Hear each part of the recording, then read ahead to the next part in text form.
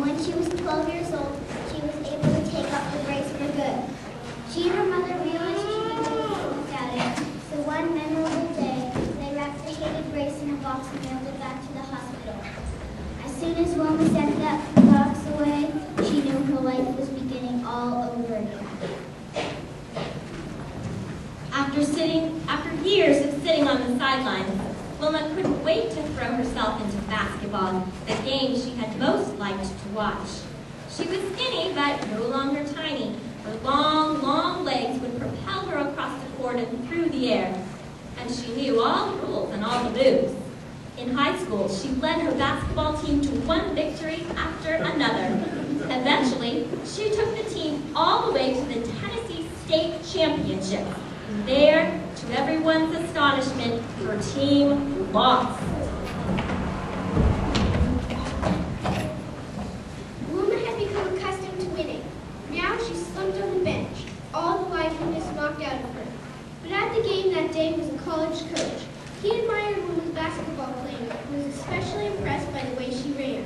He wanted her for his track and field team. With his help, Wilma won a full athlete scholarship to Tennessee State University. She was the first member of her family to go to college.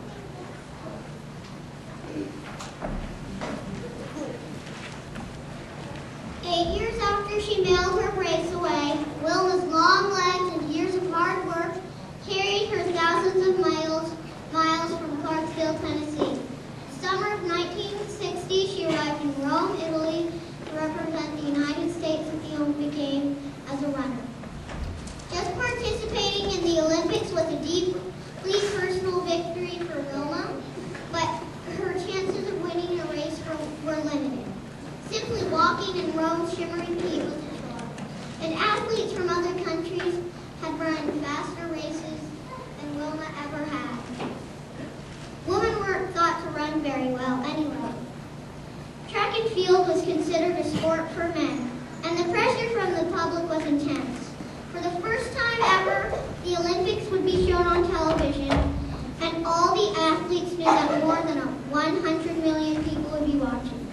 Worst of all, Wilma had twisted her ankle just after she arrived in Rome, and was still swollen and painful on the day of her first race.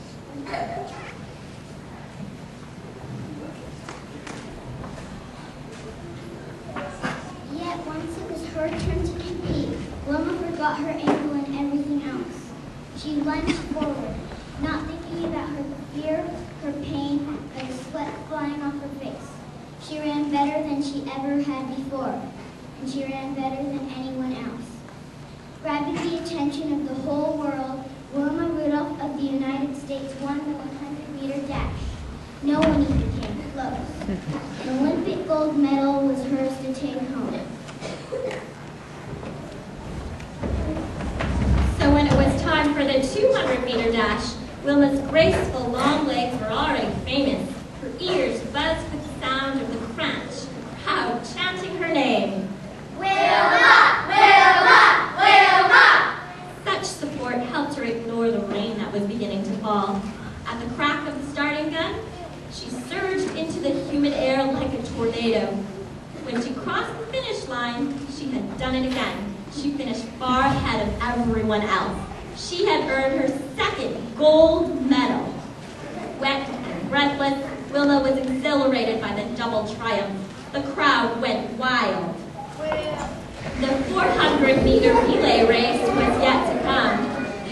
Wilma's team faced the toughest competition of all.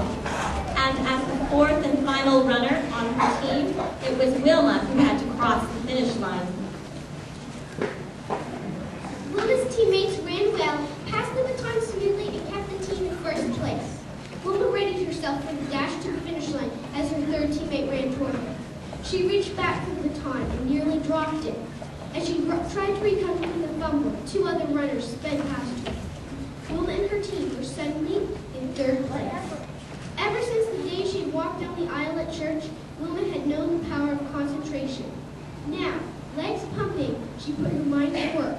In a final electrifying burst of speed, she pulled ahead by a fraction of a second. She was the first to blast across the finish line. The thundering cheers matched matched the thundering of her own heart. She had made history. She had won for an astounding third time.